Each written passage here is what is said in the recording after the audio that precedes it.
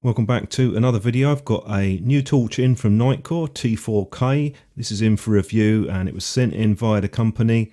I'm going to go through what I normally do is just to show you some of the unboxing, and then later on we'll go through the operation and give you some thoughts. I've put this spec on screen for you because there isn't any on the box. Comes in quite a nice box packaging in this, and just opening up there you can see got a little message getting a bit sort of OLED Nitecore, and here's a little warning just to remind you about the activation and the lockout. So we'll just pull out the T4K, have a look at the included items. With this torch you do get a Type A to Type C charging cable, and they've also given you a ring if you want to attach it to a key ring or a keychain. If you've seen any of my other videos, you might notice this does look very similar to the TUP, which was released a couple of years ago. There are some differences on this one, apart from the fact we do have a higher output. They have changed a few elements on the body design. You can see the specs on screen there for the size. It is actually slightly larger than the TUP, though in the hand it does actually feel a little bit better in terms of the case material and density. There's the clip on the back there, which is quite a strong clip. I'll just shine some light on the underside of that so you can see they have a copper heatsink under the clip in the casing, or that's what they're saying on their material, to help dissipate the heat. There's an interesting attachment on the bottom. This is like a quick release catch that you push in, spring loaded, so you can attach it to maybe a key ring or even a lanyard, something like that. It's a nice touch. It seems to be fairly secure, doesn't seem to come off too easily. Could be a bit fiddly to get off though if you've got thick gloves on. The only other thing to see here is the Type C port. No cover on this, so it is exposed. If you remember back with the TUP, that did have a micro, so that's an improvement in a way. And the buttons themselves, they feel much better than the TUP. What I do now is just show you that OLED display quickly, so it gives you a decent amount of information. The mode that you're in, the last mode that it was set to, and an approximate runtime. And that changes obviously depending on the power level that you're at. So it's quite a useful display. In fact, I do quite like it. When it's off, you can just tap the top button quickly, the mode button, and that brings up the display quickly just to let you know. You can check the battery level and the last power level that you've set. I'll show you the turbo now. That only lasts for 10 seconds. And what happens is you get a bar that runs down, just sort of a countdown timer as such. What happens if you keep hitting the turbo, and I'll show you this. I've done it about 5 or 6 times, is the turbo bar gets shorter, so it won't even get to the 10 seconds if you've been hitting it a lot. So you do have a pretty short runtime on that turbo. If you want to attach it to something like a belt or a baseball cap, it is quite a secure clip. I'm quite happy with the clip on this. It doesn't move easily. It's not going to come off by accident. So it's quite a nice design in terms of that area. We'll move on to the UI. Power button is single press on and off. Mode button cycles through the 4 power levels. And you do have a memory for that as well, so remember the last setting that you're on. If you want to get to turbo, just push and hold the mode button. That can be on or off. Moonlight, push and hold the power button when you're turning it on. To get to lockout, what you want to do is push and hold the power button, and it cycles 1 or 2 on the display just to let you know which lockout mode you're in. And finally, if you want to switch between the demo and daily modes, press both buttons. You can do this with one hand and it will switch between the 2 modes. I'll just give you a close-up on that. You can see that if you're in the demo mode, you do have a countdown timer.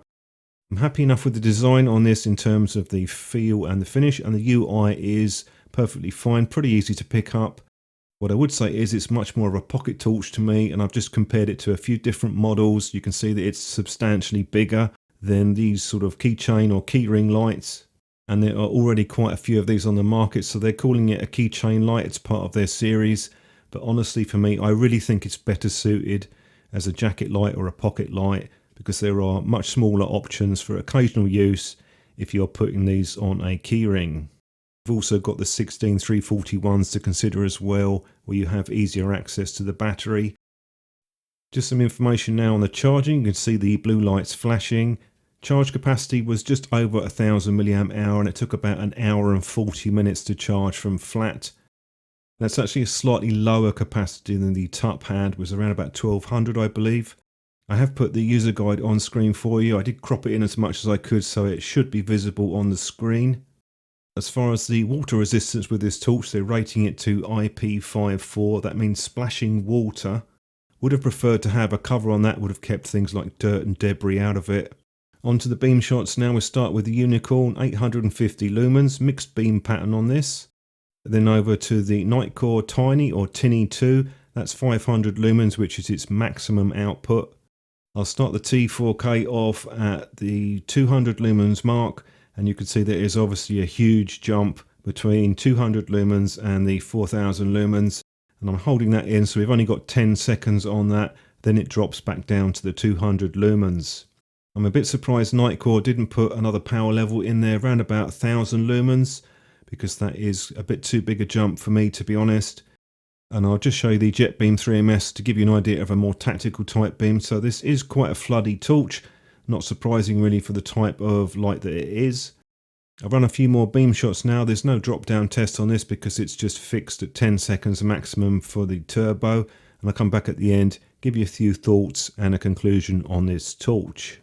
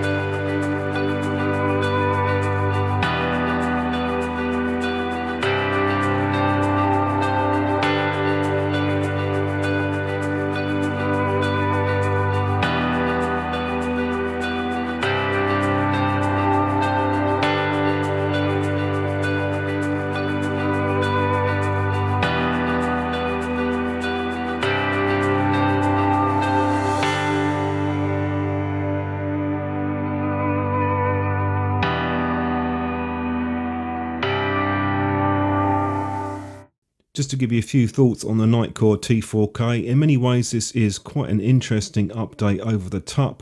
It does have better build quality. I am glad that they did add the Type-C charging port. The biggest downside and the most obvious one, leaving aside how you feel about built-in battery torches, and I'm known not to be a fan of them, is that this lacks a mid-level output around about the 1000 lumen mark, and that is really important to me on a torch because it's a power level which a lot of people would use quite frequently. It's a fun torch to use with that super high output, but because it's so limited in the duration, the fun doesn't really last that long. Do let me know what you think about this. Do drop a comment below and stay safe out there, and I'll see you in my next video.